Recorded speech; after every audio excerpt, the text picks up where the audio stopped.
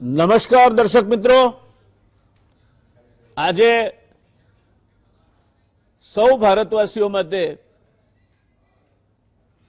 મંગળ દિવસ છે, આનંદનો દિવસ છે। અયોધ્યામાં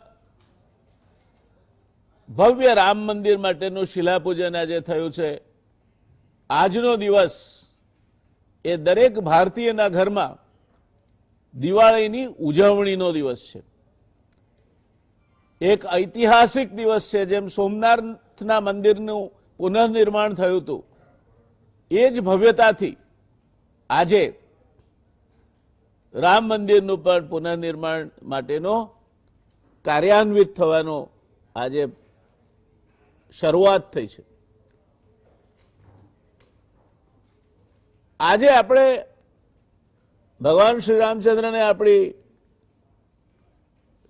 આસ્થા, આપણી ભક્તિ, આપણા વંદન એમના શ્રી ચરણોમાં અર્પણ કરીએ અને આગળ વધીશું। દોસ્તો, આપણે નાની નાની વાતમાં ખુશ થઈ જનાર પ્રજા છે એવું નથી લાગતું તમને? કેટલાક દાખલા હું છેલ્લા 2-3 દિવસથી જોઉં છું, જે આજે જે વિષય આપણે ચર્ચા કરવાના છે એની પૂર્વ ભૂમિકા તરીકે મને લાગે છે કે અગત્યના છે। તમારી ચેતનાને ઢંઢોળવા માટે ક્યાંક ચેતના મૂર્છિત થઈ ગઈ હોય, ક્યાંક તમને ક્યાંક જગાડવા પડે તેવું હોય તો જીએસટીવીના માધ્યમથી તમારી ચેતનાને આજે ઢંઢોળવાનો એક ભારતીય નાગરિક તરીકે, એક સામાન્યમાં સામાન્ય માણસ તરીકે આપણા દેશ સાથે બની રહેલ ઘટનાઓના એક ઓબ્ઝર્વર એટલે કે એક જે વ્યક્તિ બહુ નજદીકથી એને જુએ છે તે અભ્યાસુ તરીકે આજે મારો પ્રયાસ રહેશે। દોસ્તો, આપણે વિવો આઈપીએલમાંથી ખસી ગયું, આપણે ટાઇટલ માર્યું ચીનને ઝટકો। અરે ભાઈ, ચીનની કંપની છે, ખસી ગઈ આઈપીએલમાંથી તો ખસી ગઈ। તમે રામાયણ સિરિયલ જોઈ છે? રાવણના દરબારમાં કોઈ પણ વ્યક્તિ એમ કે શ્રી રામ, તો રાવણ એટલે કે અરવિંદ ત્રિવેદી એના બુલંદ અવાજમાં ગરજીને કહેતા હતા, દુશ્મન કો શ્રી મત કહો। આજે આપણે દુશ્મનને શ્રી કહેવાનું કામ કરીએ છીએ। વિવો આઈપીએલમાંથી હટી જાય, ચીનને ઝટકો લાગે। કાં તો આપણે મૂર્ખ છીએ, કાં તો મગજ ગીરવે મૂકી દીધું છે। આપણે નક્કી કરવું જોઈએ આપણે બેમાંથી કઈ કેટેગરીમાં આવીએ છીએ। ચીનની કેટલીક એપ બંધ થાય, ભારત સરકારે યોગ્ય જ કર્યું છે અને ભારતીય તરીકે આપણે સંપૂર્ણપણે ભારત સરકારની સાથે છીએ, પણ એને તમે સર્જિકલ સ્ટ્રાઇક કહો? 47 એપ ઉપરની સર્જિકલ સ્ટ્રાઇક શું કહેવા માંગો છો તમે? દોસ્તો, એક પંક્તિઓ છે મારે દરેક ભારતીયને આ જીએસટીવીના શ્રોતા વર્ગને કહેવી છે કે આપણે એ સ્થિતિએ પહોંચવું છે કે જે આ પંક્તિઓને સાકાર કરે। આ પંક્તિઓ છે, ખુદી કો કર બુલંદ ઇतना, खुदी को कर बुलंद इतना कि खुदा बंदे से पूछे कि बता तेरी रजा क्या है। खुदी को कर बुलंद इतना कि खुदा बंदे से पूछे कि बता तेरी रजा क्या है। વિશ્વ ગુરુ બનવાનું છે, આપણે વિશ્વના નેતા બનવાનું છે, વિશ્વનું નેતૃત્વ કરવાનું છે, દુનિયાનો સૌથી વધુ વસ્તી ધરાવતા દેશ બનવા તરફ આપણે આગળ વધી રહ્યા છીએ। ત્યારે આપણી ખુશીઓ આવી નાની નાની હોય? જ્યારે એટમ બોમ્બ ફોડવાનો હોય ત્યારે આપણે એક ફટાકડી ફોડીને ખુશ થઈએ છીએ। ક્યાં તમારી ચેતના ક્યાં જતી રહી છે? ભારતીય તરીકેનું સન્માન અને ગૌરવ ક્યાં જતું રહ્યું છે તમારું? કેમ આવી નાની નાની ચોકલેટ તમને આપવામાં આવે છે અને ખુશ થઈ જાઓ છો? શું થયું છે તમારી ચેતનાને? દોસ્તો, આજે તમારી ચેતનાને જગાડવાનો એક પ્રયાસ કરવાનો છું અને એની શરૂઆત કરીએ છીએ આપણે હમણાં બનેલી કેટલીક ઘટનાઓ તરફ અંગુલી નિર્દેશ કરીને। પાકિસ્તાને નવો નકશો જાહેર કર્યો છે। કાશ્મીર, લદાખ એ બધું તો એ ક્યાં એમનો જાણે બાપી કી મિલકત છે એમ દાવો કરતા હતા, હવે તો જૂનાગઢ પર પણ પાકિસ્તાને દાવો ઠપકાર્યો છે। પાકિસ્તાને આ પગલું 5 ઓગસ્ટ પહેલા ઉઠાવ્યું છે, જ્યારે જમ્મુ કાશ્મીરથી ભારત સરકાર દ્વારા કલમ 370 હટાવવાને 1 વર્ષ પૂરું થાય છે। ઇમરાન ખાને કેબિનેટની બેઠક બાદ 4 ઓગસ્ટના રોજ પાકિસ્તાનનો રાજકીય નકશો જાહેર કર્યો આ નકશામાં સિયાચીનને પાકિસ્તાનનો ભાગ ગણાયો છે. પાકિસ્તાનનું કહેવું છે કે ભારતે અહીં ગેરકાયદેસર રીતે દબાણ કર્યું છે. સાંભળો વાત, સરક્રીકમાં ભારત સાથે એનો વિવાદ છે અને પાકિસ્તાને હવે સ્પષ્ટ જાહેર કર્યું છે કે એણે આ વિસ્તારને પોતાના નકશામાં સમાવેશ કરી લીધો છે. જમ્મુ કાશ્મીર અને લદ્દાખમાં પાકિસ્તાન પહેલા પણ દાવો કરતું આવ્યું છે, હવે કેટલાક નવા દાવા ઉભા કરવાની હિંમત એણે કરી છે. જુનાગઢ અને માણાવદરને, ગુજરાતમાં આવેલા જુનાગઢ અને માણાવદરને પોતાના નકશામાં બતાવવાની જુર્રત પાકિસ્તાને કરી છે. પાકિસ્તાને નવા નકશામાં જ્યાં ભારતીય વિસ્તારો આવેલા છે ત્યાં પોતાનો દાવો લગાવ્યો છે. હવે ચીનની વાત પર આવીએ. ચીન એક બાજુ, અને શાંતિથી સાંભળજો, ચીન લશ્કર ક્યાંય હટી ગયું નથી, કશું પણ દબાણ ચીને ખાલી કર્યું નથી. તમારા મકાનમાં ભાડે રહેવા આવેલો ભાડુઆત એ એની બેગ બિસ્તરા લઈને નીકળી ગયો છે એવા ખોટા ખ્યાલમાં નહીં રહેતા. એણે તો બેગ બિસ્તરા ઉપરાંત હવે પલંગ પણ વસાવ્યો છે. ચીન એક બાજુ ભારત સાથે શાંતિપૂર્ણ વાટાઘાટોની તરફેણ કરતા બંને સૈન્યો વચ્ચેની તંગદિલી હળવી કરવાની વાતો કરી રહ્યું છે. બીજી બાજુ વાસ્તવિક નિયંત્રણ રેખા LOC પર તે સૈનિકોનો ખડકલો કરવાની સાથે પરમાણુ હથિયારોથી સજ્જ વિમાનો અને મિસાઇલો તૈનાત કરી રહ્યું છે. દોસ્તો, આ પેલી સોશિયલ મીડિયામાં આપણે પેલી નાની ફટાકડી જેવી કોમેન્ટો કરીએ છીએ ને કે રફાલ અહીં આવતા આવતા થોડુંક ત્યાંય ફરતા આવ્યા તો સારું થાત. અહીં તો સાક્ષાત અણુ મિસાઇલ તમારી સરહદ પર ગોઠવાઈ ગયા છે. ચીને લદ્દાખ સરહદે 5000 કિલોમીટર રેન્જની પરમાણુ મિસાઇલ તૈનાત કરી છે. એનો અર્થ તમે સમજી શકો છો. સેટેલાઇટ તસવીરોમાં ચીનની આ વ્યૂહરચના ખુલ્લી પડી છે, એટલે પુરાવાની જરૂર નથી, કોઈ પણ અફવાથી દોરાવાની જરૂર નથી. ચીને પરમાણુ મિસાઇલો તમારી સરહદ પર તૈનાત કરી છે, પણ એ અગાઉ ચીને કેટલાક મહિનાઓ અગાઉથી જ કાશગર એરબેઝ પર પરમાણુ હથિયારો છુપાવવા અંડરગ્રાઉન્ડ કન્સ્ટ્રક્શન શરૂ કર્યું.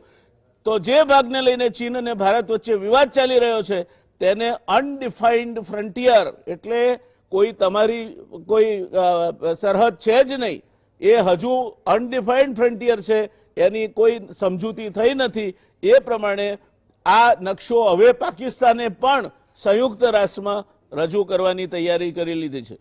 ચીને તિબેટ સરહદે સૈન્ય ખડક્યું એવો ભારતના સેટેલાઇટે ઘટસ્ફોટ કર્યો છે.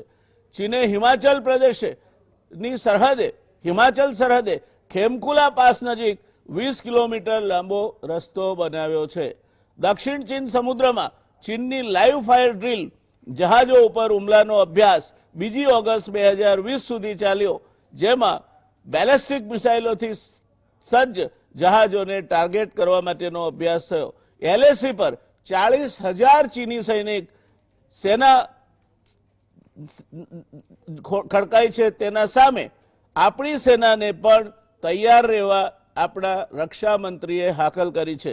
જિનપિંગે, જે આપણા ત્યાં આપણા મહેમાન બની ગયા શી જિનપિંગ, એમણે ડ્રોન યુદ્ધ માટે સજ્જ થવાના આદેશ આપ્યા છે. ને ડ્રોન કેવું, પેલા ઈરાનના જે કમાન્ડર હતા એને આકાશમાંથી જ મારી નાખ્યા. આ પ્રકારની લડાઈ આ ડ્રોનથી થઈ શકે, એટલે જિનપિંગે ડ્રોન યુદ્ધ માટે સજ્જ થવાના આદેશ આપ્યા છે. લદ્દાખમાં ચીનનો પીછેહટ કરવાનો સદંતર ઇનકાર. ચીને પેંગોંગ સરોવરના કાંઠેથી થોડાક જ સૈનિકો હટાવ્યા. ચીનનો ઈરાદો શંકાસ્પદ.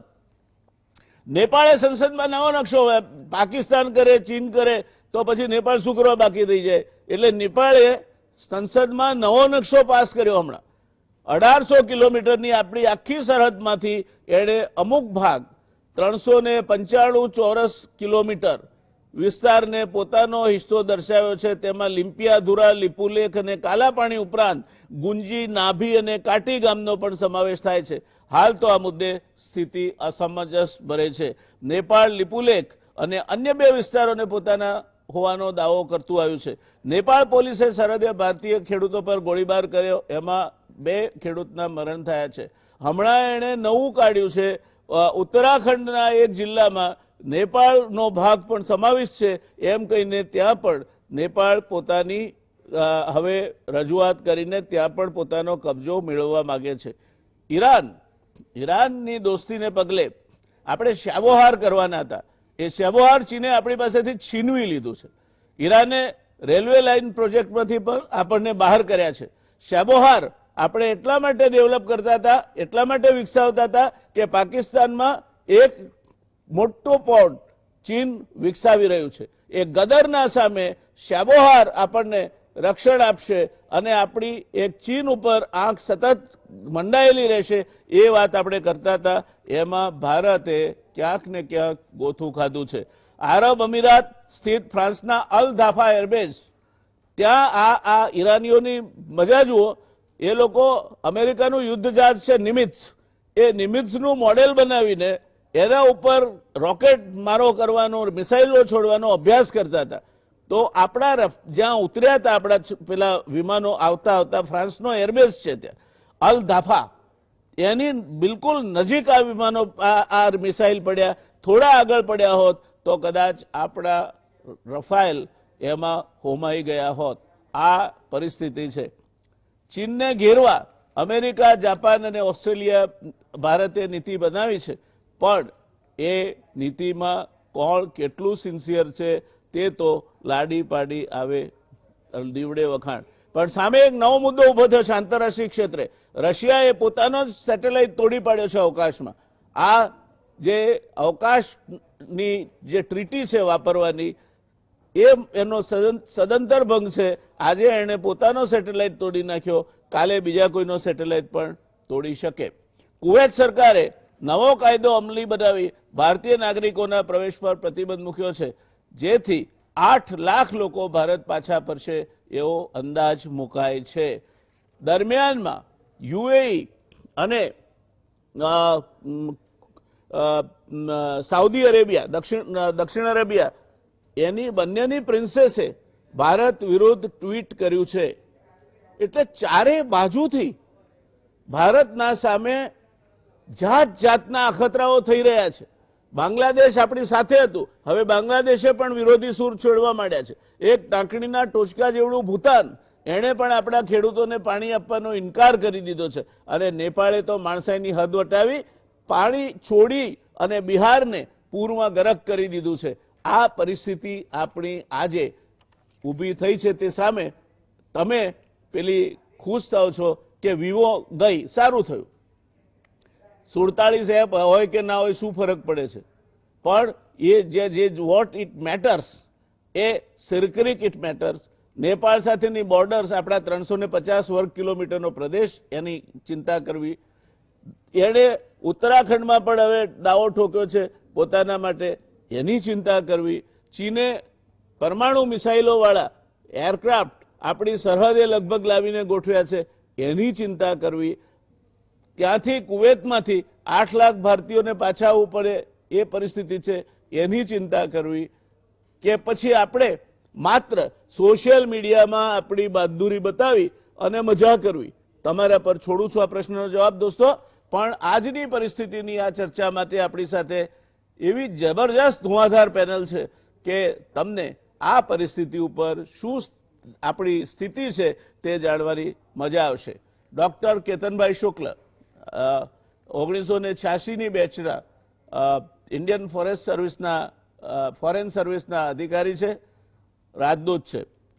ડોક્ટર કેદાર ઠાકર, ભાગ્યે જ ગુજરાતીઓ સૈન્યમાં જતા હોય છે અને એમાં એરફોર્સમાં છેક એર કોમોડોર સુધીના સ્તરે પહોંચનાર એક ગર્વ ગુજરાતી, એ આપણી સાથે જોડાશે આ ચર્ચામાં. ડોક્ટર અમિતભાઈ ધોળકિયા, મહારાજા સયાજીરાવ યુનિવર્સિટીના પોલિટિકલ સાયન્સ ઇન્ટરનેશનલ રિલેશનશિપના જાણકાર એવા પ્રોફેસર છે. શરૂઆત અમિતભાઈ આપથી કરીશું. આજે સ્ટુડિયોમાં હું એકલો છું, આપ ત્રણે મારી સાથે બહારથી જોડાયા છો. તો આ જે પરિસ્થિતિ ઊભી થઈ રહી છે, ભારતની વિદેશ નીતિ અંગે આપને શું કહેવું છે?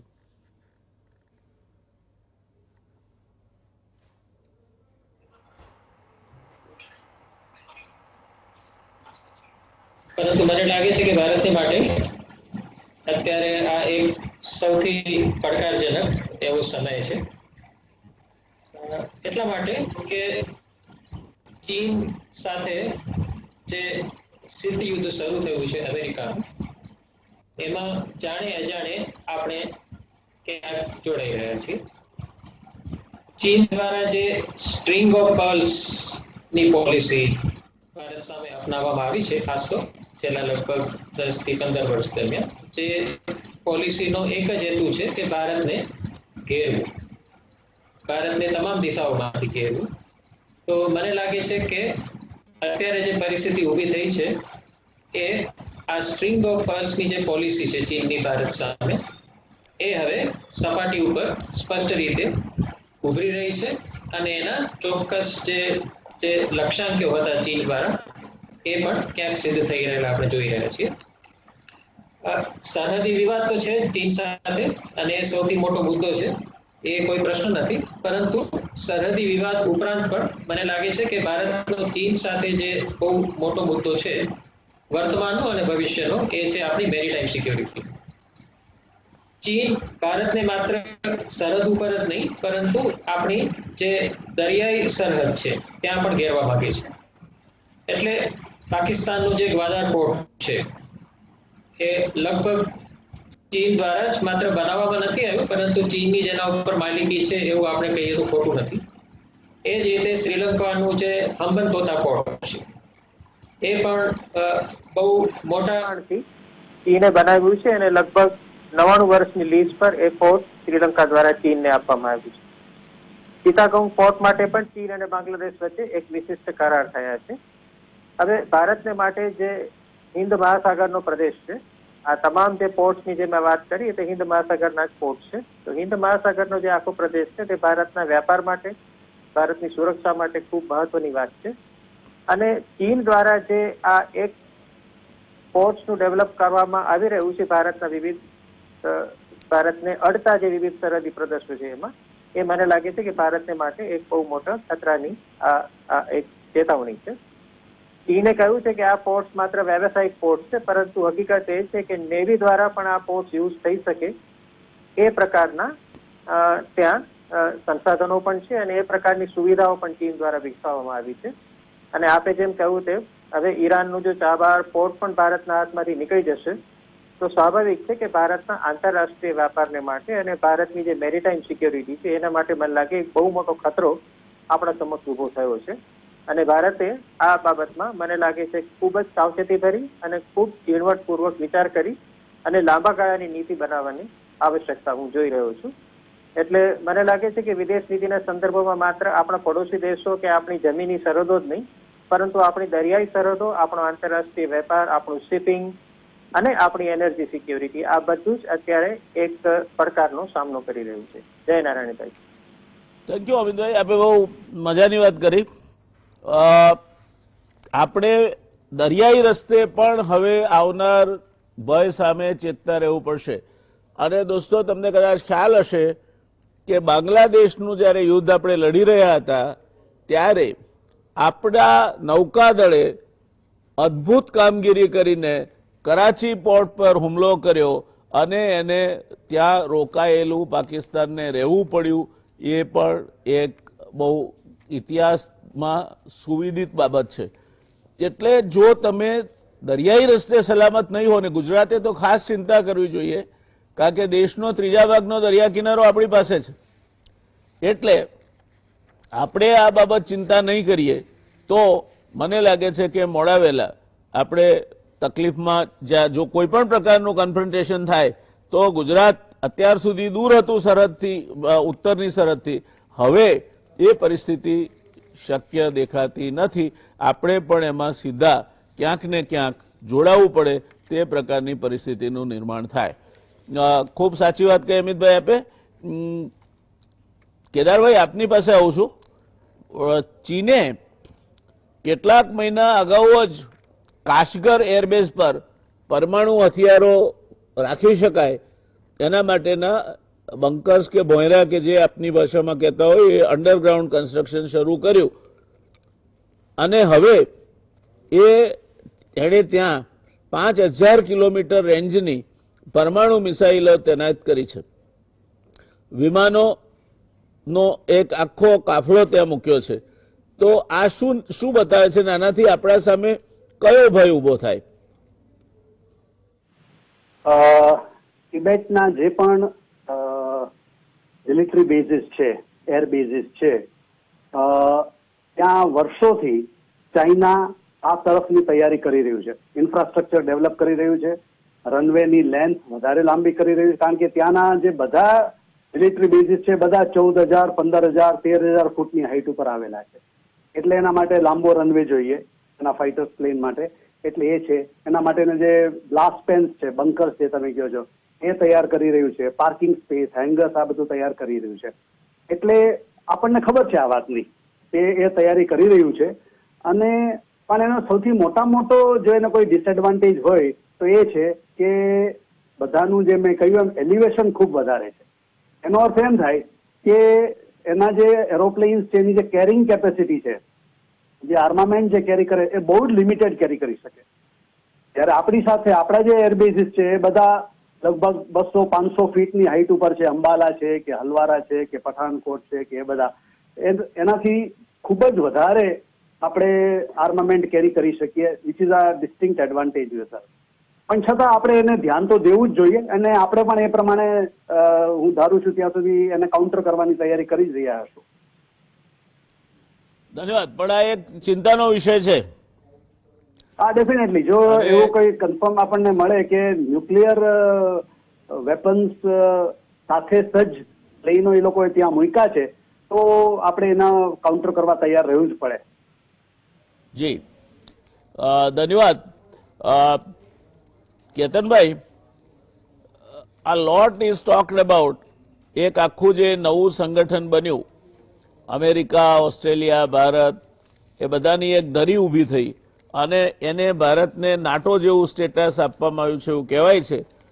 આપ આને કેટલી ઉપયોગી ગણો છો અને સમય આવે ભારતને બચાવવા માટે અથવા તો ભારતની સાથે કોઈ પણ પ્રકારની એક્શનમાં જોડાવા માટે આ સંધિના કારણે આ બધા દેશો જે આ સંધિથી જોડાયેલા છે એ આપણને ડાયરેક્ટ એક્શનમાં પણ ઉપયોગી થાય કે ન થાય?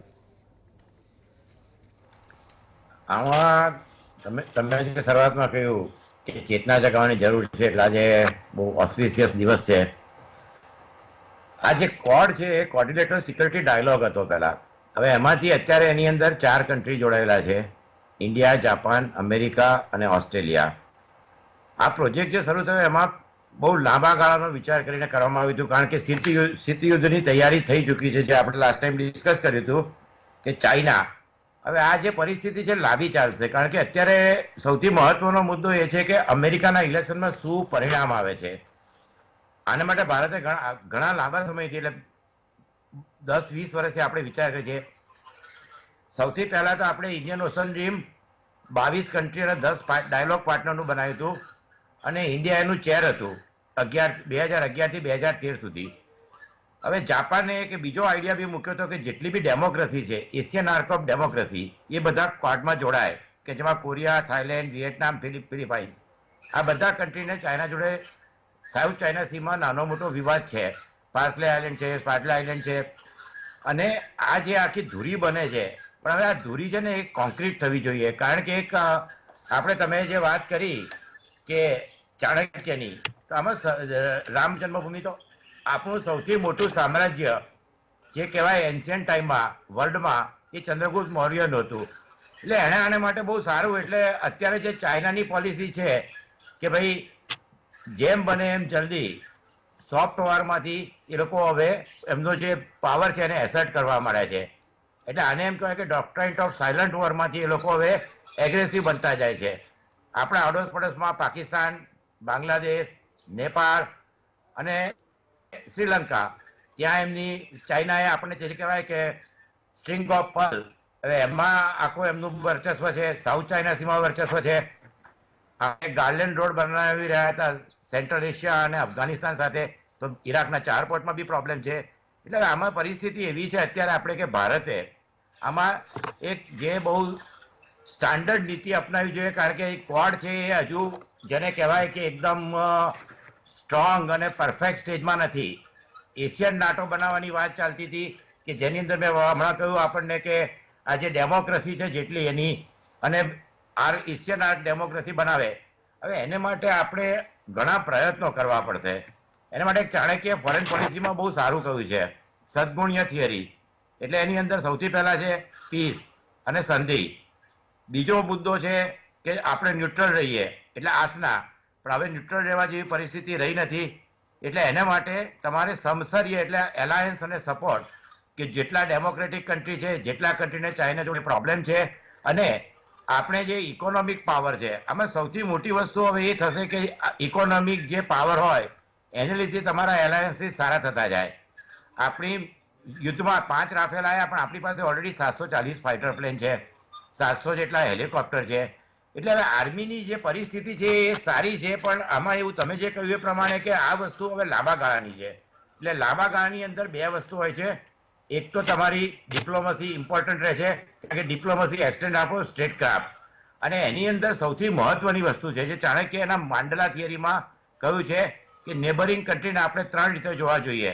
સૌથી પહેલા મિત્ર ભાવી કે ફ્રેન્ડલી, નેપાળ, ભૂતાન, બાંગ્લાદેશ એ બધા આપણા મિત્ર દેશો હતા, એટલે એમની સાથે ફરીથી સંબંધો કેવી રીતે વધુ સારા થઈ શકે. બાતુપ્રાવીન એટલે બ્રધરહુડ, કે જે આપણે રશિયા જોડે સંબંધો હતા. એટલે આપણે આ જે ક્વાડ એલાયન્સ છે એને આપણે એટલું ડેવલપ કરવું પડશે કે જેથી ગમે તેવી પરિસ્થિતિમાં 3 કન્ટ્રી આપણી સાથે ઊભા રહે. અને ત્રીજું છે હરિભાવિન, હોસ્ટાઇલ. પાકિસ્તાન હોસ્ટાઇલ હતું, ચાઇના બી હોસ્ટાઇલ હતું, અને પાકિસ્તાન બી છે, અને ચાઇના પણ છે. એટલે આની અંદર આપણે 3 વસ્તુ તો કરવી પડે. એક તો સૌથી પહેલા એલાયન્સ બનાવવા પડે, જે ઇન્ડિયન ઓશન રીમ છે, ક્વાડ છે, આપણી ઈસ્ટ એશિયા લુકિંગ પોલિસી છે. અને બીજી અગત્યની વસ્તુ, આમાં સૌથી મોટી યુદ્ધ થાય તો એક વસ્તુ સૌથી અગત્યની હોય છે કે આપણી મોનિટરી અને ફિસ્કલ પોલિસી. આપણું આર્થિક સામ્રાજ્ય કેટલું છે, અને આર્થિક સામ્રાજ્યમાં પીપલ્સ વેલફેર, લોકો કેટલા સુખી છે, ઇન્ટરનેશનલ આપણી સોફ્ટ પાવર પોલિસી કેટલી છે, અને લાંબા સમયની વોર સ્ટ્રેટેજી શું છે. એક બહુ સારી ફેમસ વાત છે કે you can learn from mistake of others, but you can't live long enough to make all your self.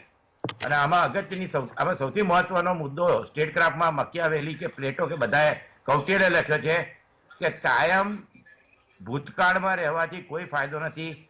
ભૂતકાળ વિશે આપણે વાતો કરવાથી ફાયદો નથી. વાઇઝ મેન પ્રેઝન્ટમાં રહે છે અને ફ્યુચર ઉપર ધ્યાન રાખે છે. એટલે આપણે અત્યારની પરિસ્થિતિમાં સૌથી સારું શું થઈ શકે, તો 3 વસ્તુ છે. એક તો આપણે ઇકોનોમી સુધારવી પડે, શસ્ત્રોમાં આત્મનિર્ભરતા લાવવી પડે, અને આપણું જે વર્લ્ડમાં સ્ટેચર છે એ વધારવું પડે. એનામાં એ સૌથી મહત્વનો મુદ્દો છે કે આપણી ઇકોનોમી હવે અત્યારે તમે જોશો કે ચાઇનાની 3.5 પ્લસ આવી છે, અમેરિકાની -35% ક્વાર્ટરમાં છે, આપણી -18% છે. એટલે સૌથી મહત્વનો મુદ્દો અત્યારે આપણે ઇકોનોમી સુધારવાનો, શસ્ત્ર જે છે આત્મનિર્ભરતા. જેટલી આ જે છે કોલ્ડ વોર, આમાં કોઈ યુદ્ધ તરત થવાનું નથી. પાકિસ્તાને જે સ્ટેટમેન્ટ કર્યું છે એનું આંતરરાષ્ટ્રીય મહત્વ બહુ એટલું બધું છે નહીં, કે એમણે કહ્યું કે આ છે તે છે. એટલે આને જે કહેવાય ને કે તમે સ્વપ્ન જુઓ છો અને ગાજા મેં વરસે નહીં. પણ લાંબા ગાળામાં આ બધા જ મુદ્દા, નેપાળ, પાકિસ્તાન, બાંગ્લાદેશ અને શ્રીલંકા, એ આપણા માટે ખૂબ જ અગત્યના છે. એટલે હવે આપણે તમે જે કહો છો કે નાના ફટાકડા ફોડવા, ચાઇનાએ 40,000 સૈનિક રાખ્યું છે, અને આ બધી તૈયારી એ લોકોએ ઘણા વર્ષોથી પ્લાનિંગ કરીને કરી છે. એમનો સૌથી યંગેસ્ટ જનરલ અને સૌથી સારો, એને એ લોકોએ તિબેટમાં હમણાં ટ્રાન્સફર કર્યો, આખી સૈન્ય એક્સરસાઇઝ કરી 2. એટલે આ મુદ્દામાં એવું છે કે જાગતો નર સદા સુખી, અને આમાં આપણે લોંગ ટર્મની વિઝન રાખીએ તો જ આ જે કહેવાય ને આપણે ચક્રવ્યૂહ જેવું છે, હવે એ ચક્રવ્યૂહમાંથી બહાર કેવી રીતે નીકળીએ આપણે, એ આપણા માટે સૌથી મહત્વનું છે. અને એને માટે હું આમ એક કહીશ કે આમાં બી મકિયાવેલી અને ચાણક્યનો ચાઇનાએ બહુ સારો સ્ટડી કર્યો છે કે લાર્જર ગોલ કેવી રીતે અચીવ કરવો. અને એને માટે ચાણક્યએ એક બહુ સારી થિયરી આપી છે, સપ્તરંગ થિયરી. એ વેસ્ટર્ન સ્ટેટ ક્રાફ્ટ વાળા અને મિલિટરી વાળા પણ માને છે. એમાં સૌથી મોટું છે સ્વામીન, તમારો હેડ ઓફ ધ સ્ટેટ, કે જી છે કે પુટિન છે, એ દરેક જણ એમની લાંબી પોલિસી રાખે છે.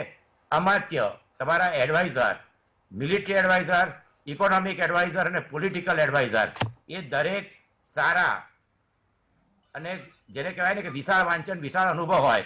ત્રીજું તમારો રિસોર્સ, મેં કાયમ કહ્યું છે કે ઇકોનોમિક પોલિસી, તમારા લોકો અને તમારા રિસોર્સિસ. ચોથું તમારો ડિફેન્સ, તમારી જીઓ સ્ટ્રેટેજિકલ સિચ્યુએશન. 5મું છે કોસ્ટ, તમારી પાસે કેટલું રિઝર્વ છે, તમારી પાસે કેટલા પૈસા છે.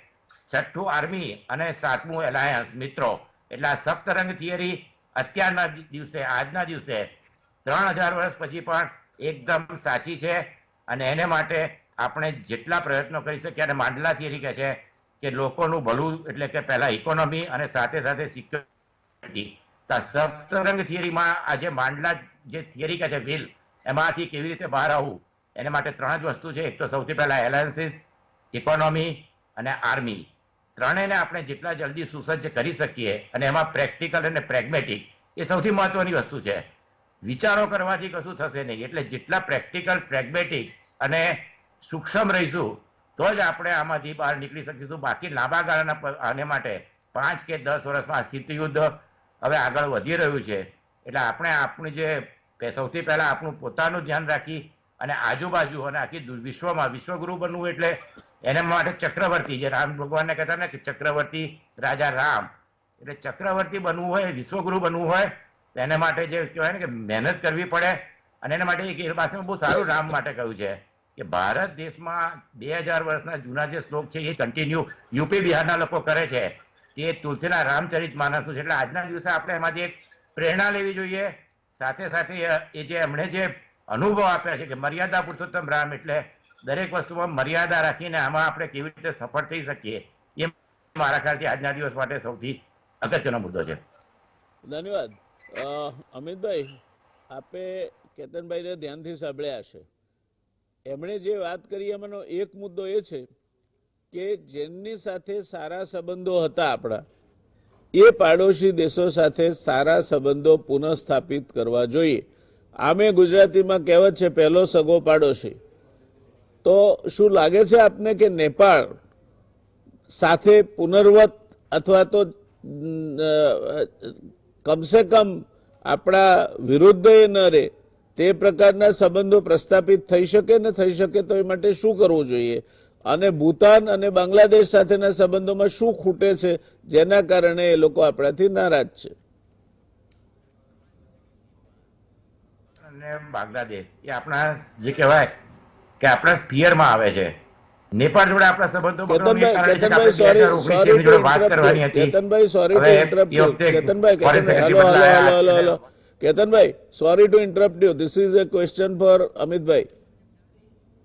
ડોક્ટર અમિત દોળકિયા માટેનો પ્રશ્ન છે. આપે તો સૂચન કર્યું કે આ સારા સંબંધો પાડોશીઓ સાથે રાખવા જોઈએ, તો નેપાળ, ભૂતાન અને બાંગ્લાદેશ સાથે સારા સંબંધો પ્રસ્થાપિત આજની પરિસ્થિતિ જોતા કરવા માટે શું કરવું જોઈએ અને થઈ શકે તેમ છે કે નહીં, એ અમિતભાઈ એના પર આપની કોમેન્ટ ચાહું છું. ચોક્કસ. હું માનું છું કે જરૂર ભારત અને એના પડોશી રાષ્ટ્રો પાકિસ્તાનને બાદ કરીને સંબંધો ઘણા સુમેળભર્યા થઈ શકે એમ છે. એની પાછળ કારણ એ છે કે આ જે તમામ દેશો છે એ સાંસ્કૃતિક દ્રષ્ટિએ, ઐતિહાસિક દ્રષ્ટિએ સદીઓથી એકબીજાની સાથે સંકળાયેલા રહે. અને કોઈ પણ દેશ જ્યારે નજીક આવે છે તો એની પાછળ એ પ્રજા વચ્ચેના કયા પ્રકારના સેતુઓ ઇતિહાસ અને સંસ્કૃતિની દ્રષ્ટિએ રહેલા છે એ પણ એક કારણભૂત પરિબળ હોય. ચીન અને દક્ષિણ એશિયાના જે બીજા દેશો છે ભારત સિવાયના, એની વચ્ચે કોઈ એવા સીધા સંપર્કો, ઘનિષ્ઠ સંપર્કો ભૂતકાળમાં રહ્યા હોય ભારતની તુલનામાં, એવું આપણને દેખાતું નથી. ભારતનું સંગીત હોય, ભારતની સંસ્કૃતિ હોય, ભારતના વિચારો હોય, ભારતના ધર્મ હોય, આ તમામ દ્વારા ભારત એના પડોશી દેશોની સાથે સંકળાયેલું રહેલું છે. બીજું જે ફેક્ટર મને દેખાઈ રહ્યું છે કે ચીન કેમ આટલું આધિપત્ય જમાવી શક્યું છે બીજા પડોશી રાષ્ટ્રો ઉપર, એની પાછળ એક જ કારણ છે કે એને પુષ્કળ પ્રમાણમાં પૈસાનો ઉપયોગ કર્યો. ચાઇના પાકિસ્તાન ઇકોનોમિક કોરિડોરમાં લગભગ 62 અબજ ડોલરનું એને રોકાણ કરેલું છે. એવી રીતે નેપાળને પણ એને સંપૂર્ણપણે એનો ખજાનો ખોલી અને નેપાળને જે જરૂરી છે તે આપી રહ્યું છે. હવે આની સાથે સાથે ચીન એવા એગ્રીમેન્ટ કરી રહ્યું છે કે આ તમામ દેશો ક્યાંક ને ક્યાંક પરાવલંબી થઈ જાય ચીનની ઉપર.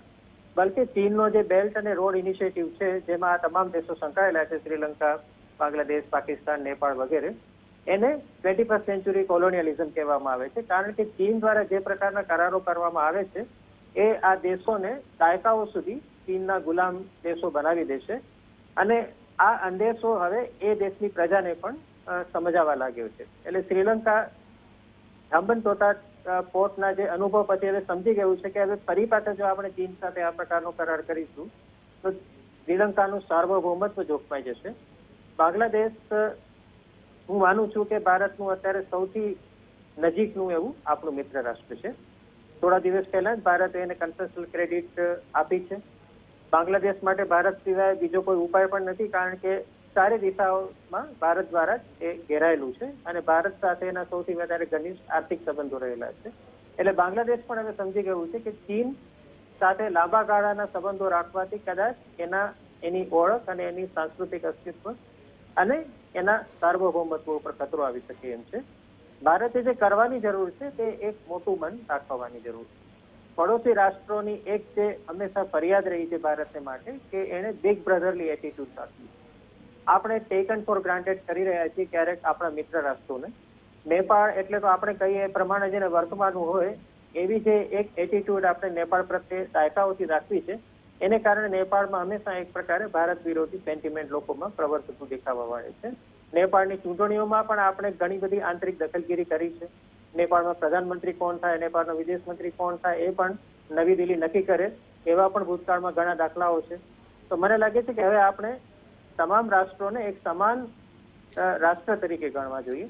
ભૂતાન ભલે નાનું રાષ્ટ્ર હોય, નેપાળ ભલે નાનું રાષ્ટ્ર હોય, શ્રીલંકા ભલે નાનું રાષ્ટ્ર હોય, બાંગ્લાદેશ ભલે નાનું રાષ્ટ્ર હોય ભારતની સામે, પરંતુ વિદેશ નીતિની દ્રષ્ટિએ કારણ કે આપણી સુરક્ષા માટે આ તમામ રાષ્ટ્રો આપણા માટે મહત્વના છે, આપણે ક્યારેક જે મોટાભાઈ તરીકેની વર્તણૂક આ રાષ્ટ્રો સમક્ષ કરતા હોઈએ છીએ એ છોડી અને હવે આપણે 2 કદમ આગળ વધારીશું તો મને લાગે છે કે પાકિસ્તાનને છોડીને બીજા બધા રાષ્ટ્રોને ભારત તરફ વાળવા માટે એટલું આપણને કઠિનાઈ નહીં પડે.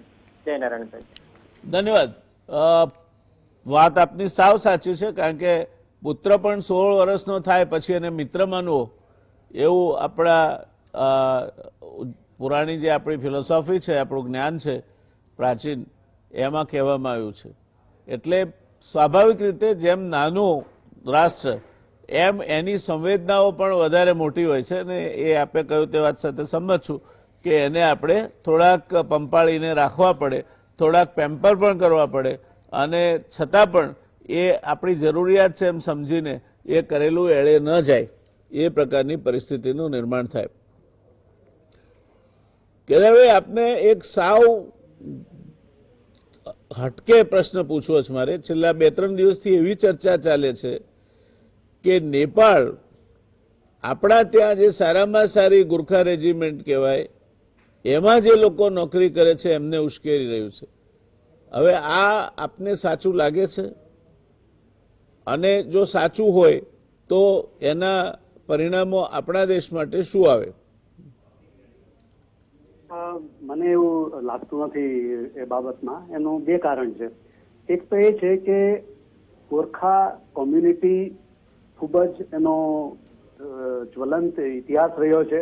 ખૂબ જ એ લોકોએ જોમશોમથી લડ્યા છે ભારત તરફથી અને બીજા પણ દેશો જેમાં એ છે એનું બહાદુરીમાં કોઈ ડાઉટ નથી, એ લોકોની ડેડિકેશનમાં કોઈ ડાઉટ નથી.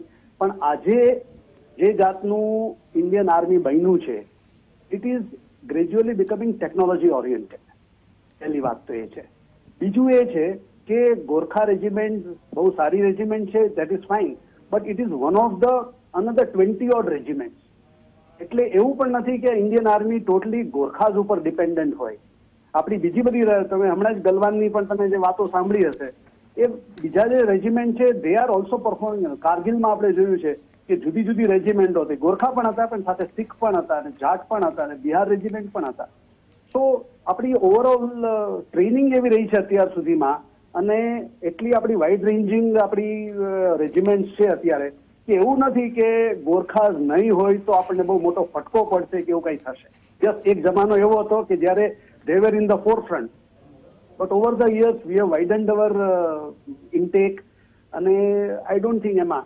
અને બીજી વાત તો જે એ છે કે જે આર્મીમાં જ્યારે જોડાય, ચાહે ગોરખા હોય કે બિહાર રેજિમેન્ટ હોય કે જાટ હોય, કે ઇન્ડોક્ટ્રિનેશન, એનું જે ઇન્ડોક્ટ્રિનેશન જ એટલું તગડું હોય છે અને એ જ છે કે જે એને ઠેસ સુધી લડવા માટે એને પ્રેરિત કરે છે અને એને સપોર્ટ કરે છે. With this kind of things, I don't think you can really, sway away these Gorkhas from Indian Army. One side question. હાજી. જે નેપાળ સાથેના સંબંધો આપણા વણસી રહ્યા છે હાજી એના કારણે હાજી એક તો એવું કહેવાય છે કે પશુપતિથી તિરુપતિ ઉભા પટ્ટે માઓવાદ વધારે વકરશે અને ગુજરાતમાં પણ વ્યારા બાજુથી ત્રણેક આતંકવાદીઓ પકડાયા એ કદાચ એ દિશામાં નિર્દેશ કરી શકે. આપણને વધારે વિગતો ખબર નથી એટલે એના ચોક્કસ કારણો ઉપર પિનપોઈન્ટ કરવું સારું નહીં રહે. પણ બીજી બાજુ ગોરખાલેન્ડની જે આખી આંદોલન ચાલ્યું એ આંદોલનને શાંત કરતા કરતા ભારતને આંખે પાણી આવી ગયા છે. તો આપને લાગે છે કે આ તાજેતરની ઘટનાઓને કારણે ફરી પાછું દાર્જિલિંગ અને એ વિસ્તારમાં ગોરખાલેન્ડનું જે આંદોલન છે એ ફરી પુનર્જીવિત થાય એવી શક્યતાઓ આપ જુઓ છો? મને લાગતું નથી, કારણ કે તમે વાત કરી સાચી છે. ઘણા વર્ષો નીકળી ગયા ગોરખાલેન્ડ એસ્ટાબ્લિશ કરવા માટે. એક ફોર્મ્યુલા જે બધાને એક્સેપ્ટેબલ હોય એ અચીવ કરવા માટે તેને આપણને સમય લાગી ગયો. પણ I think now it is more or less stabilize. હું ગયા વર્ષે દાર્જિલિંગ ગયો હતો અને અમુક વખત ત્યાં રહેલો અને લોકોને મળેલો. I think people are quite happy and quite satisfied. નાની મોટી વસ્તુઓ થતી રહેતી હોય, કારણ કે વન થિંગ ઇઝ ડિસાઇડેડ. એ લોકો એક વસ્તુ જ સમજી ગયા છે કે એ લોકોનું ફ્યુચર ઇન્ડિયા સાથે જ છે. ઇન્ડિયા સાથે છે, નથી નેપાળ સાથે કે નથી પોતાનો અલગ કન્ટ્રી કરવાથી કાંઈ એ લોકોને ફાયદો થશે. સિક્કિમ પણ ઇન્ડિપેન્ડન્ટ ઘણા વર્ષો સુધી રહ્યું અને અંતે આપણી સાથે જોડાઈ. એટલે અત્યારની જે જનરેશન છે એને એટલું ખબર છે કે આપણે ઇન્ડિયા સાથે જ સેફ છીએ, સિક્યોર્ડ છીએ, પ્રોસ્પર છીએ આપણે. પણ થોડી જે ઓટોનોમી જોઈએ આપણને, જે થોડો પાવર આપણી હોવો જોઈએ આપણી વિશે પોતાનું બધું ફ્યુચર નક્કી કરવા માટે, એ માટે જે ઓટોનોમી જોઈએ એ આપણને મળી ગઈ છે. એટલે આઈ ડોન્ટ થિંક એમાં કઈ પ્રોબ્લેમ આવી શકે. અને એવી રીતે તમે જે વાત કરી માઓઇસ્ટ અથવા તો નક્સલવાદી જે તમે વાત કરી કાઠમંડુથી તિરુપતિ સુધીની, આપણે જે અત્યાર સુધીમાં નક્સલાઇટ મુવમેન્ટનું જે જોયું છે એમાં એક આ વસ્તુ આપણે ધ્યાનમાં આવી છે કે મોટા ભાગે એ જે છે એ પ્રોબ્લેમ્સ લોકલાઇઝ રહ્યો છે. જે લોકલ ડેવલપમેન્ટ સફિશિયન્ટ ન થયું હોય ડીપર એરિયાઝમાં, હિન્ટરલેન્ડમાં, એનો આ લોકો એક્સપ્લોઇટ કર્યું છે. ત્યાંના જે ગામડાના લોકો છે, ત્યાંના જે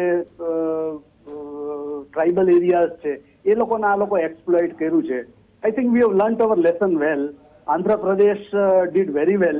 અને એ પછી આપણે પણ એ એરિયાઝને ડેવલપ પણ કર્યો છે અને સાથે સાથે નક્સલને હરાવવા માટેની આપણી ફોજ ઇન ધ સેન્સ આપણા પોલીસ ફોર્સને પણ આપણે સારી રીતે ટ્રેન કરીને ડિપ્લોય કર્યા છે. So I don't think that situation is going to aggravate. Maybe I am little reluctant to agree with you, કારણ કે અત્યારે પણ આપણે જોઈએ છે કે ઝારખંડના એ બધા વિસ્તારોમાં સીઆરપીએફથી માંડીને પોલીસ જવાનોની જે પ્રકારની ખુવારી થાય છે એ દિવસે દિવસે વધતી જાય છે, ઘટતી નથી. એટલે જ્યારે આપણે પગદંડો જમાવ્યો છે ત્યાં તો they are expanding and they are becoming strong, but let us hope and pray કે એથી આગળ વધે નહીં. એટલા પૂરતી આપની વાત સાથે હું સંમત થાઉં છું. કેતનભાઈ, આ ઈરાનમાં ચાબહાર એને આપણે બહુ ચગાવ્યું હતું. ચાબહાર એટલે જાણે ગ્વાદરનો વિકલ્પ મળી ગયો છે અને હવે આપણે પાકિસ્તાનની નાક દાબી શકીશું ને એ બરાબર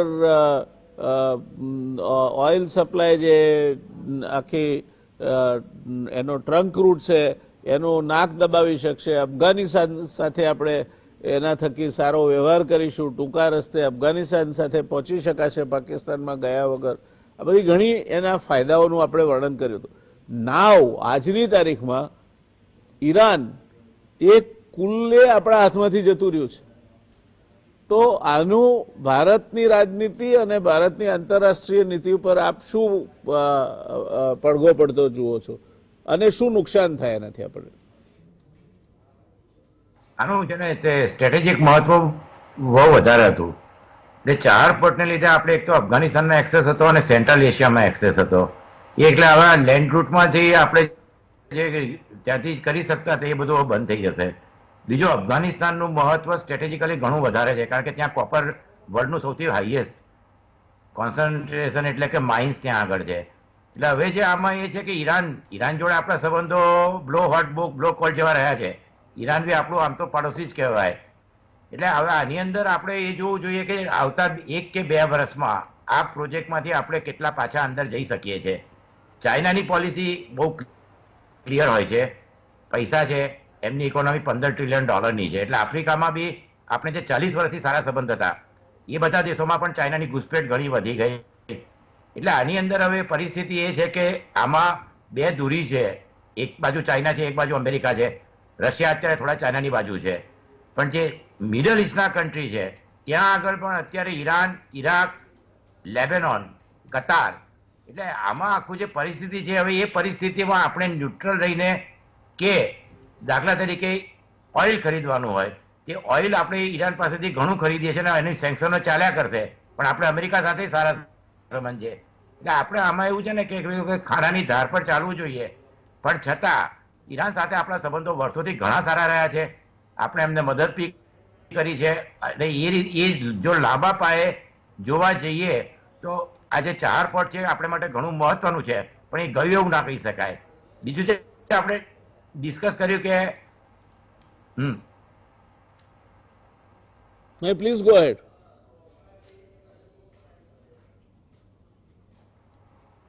આપ પહેલા ચાલુ હોઈ રાખો, શકે હતો. ચાલુ રાખો આપ.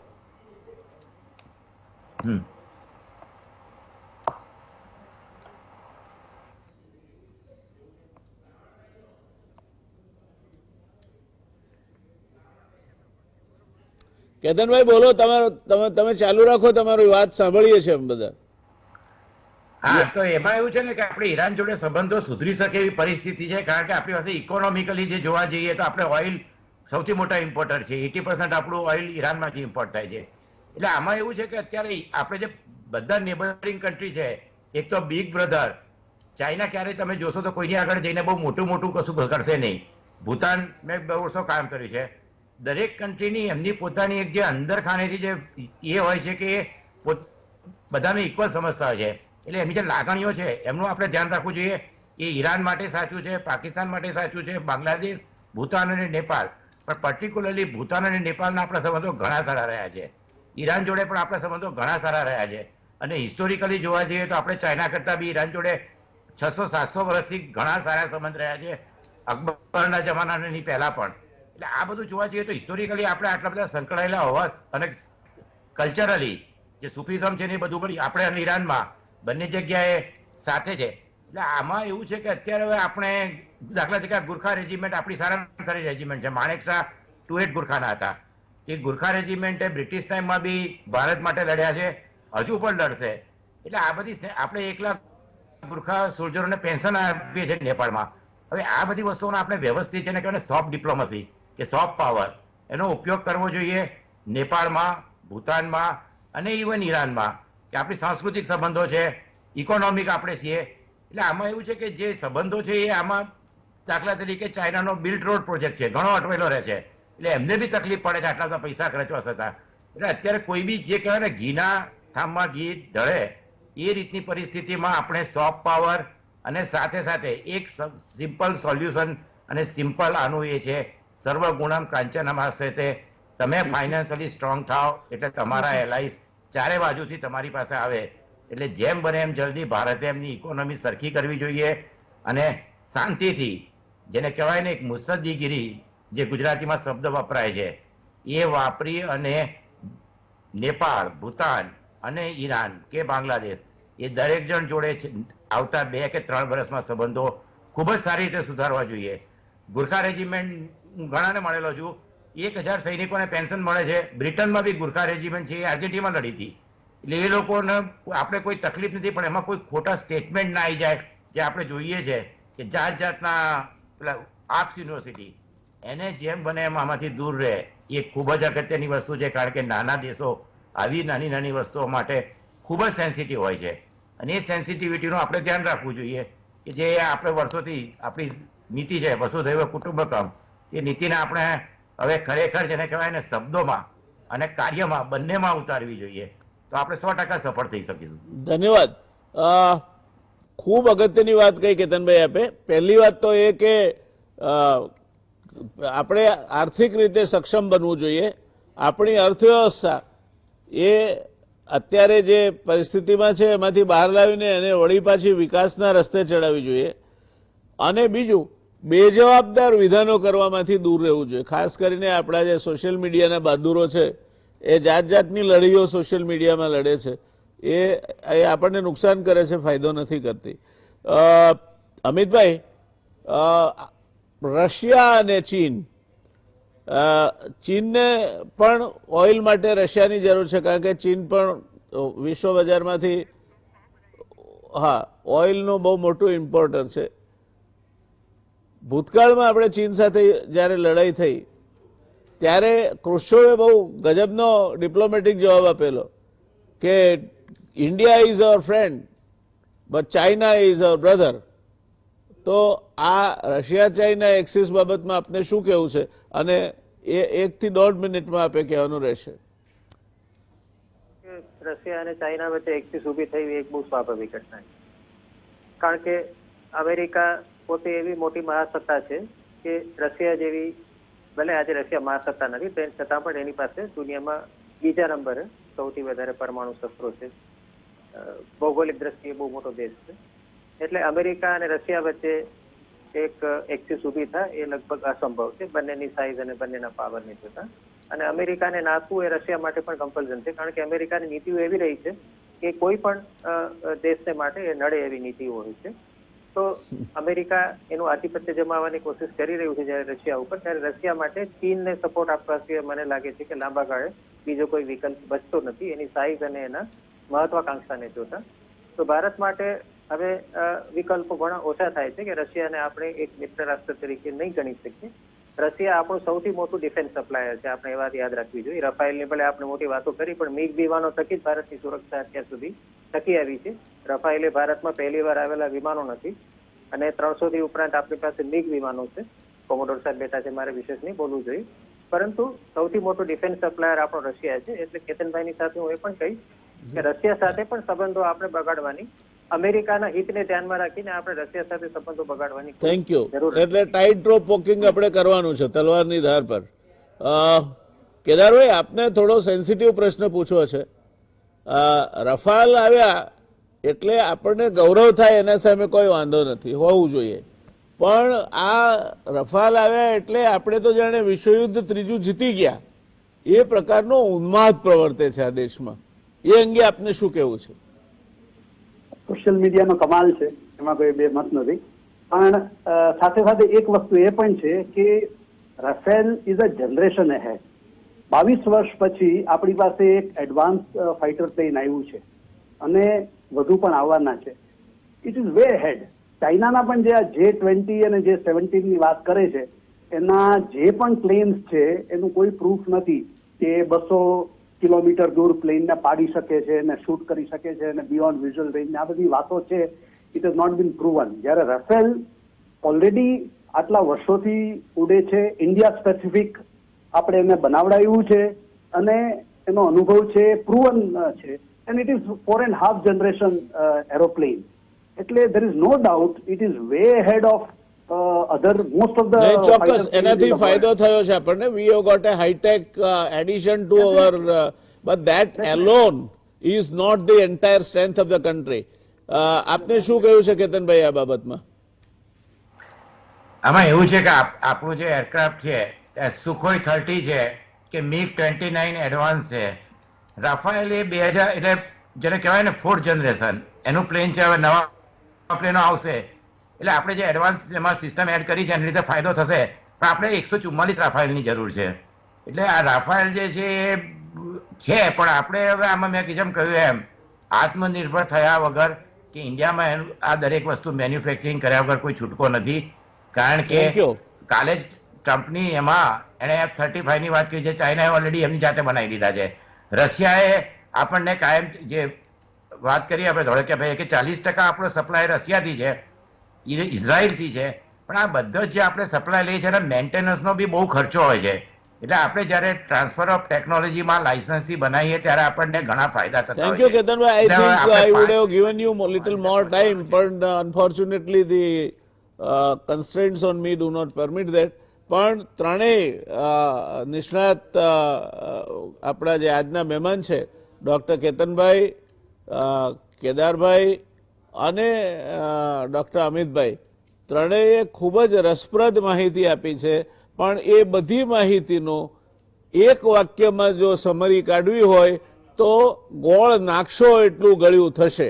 તમારે આ બધું કરવું હોય, આખી દુનિયા જીતવી હોય તો એના માટે નાણાં જોઈએ. એટલે તમારી અર્થવ્યવસ્થા પર ધ્યાન આપો, અર્થવ્યવસ્થા એટલી મજબૂત કરો, શિક્ષણ પણ ધ્યાન આપો, શિક્ષણ એટલું મજબૂત કરો કે ટેકનોલોજી માટે તમે લાયક બનો. આજે તમારા હાઈટેક જે ઇજનેરો છે એ ભણીને વિદેશ જતા રહે છે અને ત્યાં એમની નિષ્ણાતગીરી નો ફાયદો મેળવે છે. રશિયાએ 28,000 કિલોમીટર પર મિનિટની ઝડપે જાય એવું અસ્ત્ર મિસાઇલ બનાવ્યું છે. હવે એને સામનો કરવા માટે તમારી પાસે રિસ્પોન્સ ટાઈમ 2 મિનિટ મળે. એટલે હવેના યુદ્ધો ટેકનોલોજીથી લડાશે. ટેકનોલોજી ખૂબ જ મોંઘી છે અને એ ટેકનોલોજીને જાણવાવાળા અને ટેકનોલોજી સાથે કામ પાર પાડવાવાળા પણ ખૂબ ઊંચા ગજાના નિષ્ણાતો જોઈશે. આ બાબત સમજીને અત્યારે ડોન બ્રેડમેનને અનુસરીએ આપણે. If you have a capacity to stay at the wicket, runs will follow. તમે જો વિકેટ ઉપર ટકી રહેશો અને અત્યારે ફટાકડીઓ નહીં ફોડ્યા કરો તો તમારો વિજય છે, કારણ કે દુનિયાના સૌથી વધારે વસ્તીવાળો દેશ તમે બનવાના છો. પણ એના માટે માથું ઠંડુ જોઈએ. રન જ્યારે ખડકલો કરવાનો હોય ત્યારે પહેલાની શરૂઆતની ઓવરોમાં ચોગ્ગા છગ્ગા નથી મરાતા. એ મારવા જેવાવાળા બહુ ટૂંકું જીવે છે. એટલે આ બાબત આપણે ખ્યાલમાં રાખીએ. આપણો દેશ એ આપણો દેશ છે. આપણા દેશનું ગૌરવ એ આપણું પોતાનું ગૌરવ છે અને આપણા રાષ્ટ્રધ્વજનું સન્માન એ આપણા પોતાના સન્માન કરતાંય વિશેષ છે. જનની જન્મભૂમિ સદા વિજયતે સ્વર્ગાદપી ગરીયસી. સ્વર્ગથી પણ વધારે અગત્યની એવી આ જનની જન્મભૂમિ હંમેશા વિજયી રહે, વિજયી બને. એના માટે આ વાસ્તવિકતા શું છે તમારી સામે મૂકવાનો એક નમ્ર પ્રયાસ હતો. કોઈને પણ આમાં કોઈ ક્રિટિસાઇઝ કરવાનો અથવા કોઈને તોડી પાડવાનો પ્રયાસ નહોતો. આટલેથી આપણે અટકીશું દોસ્તો. મળીશું એક નવી વાત સાથે આવતીકાલે ફરી 9 વાગે. ત્યાં સુધી શુભરાત્રી, શબ્બા ખેર, ટેક કેર, આવજો.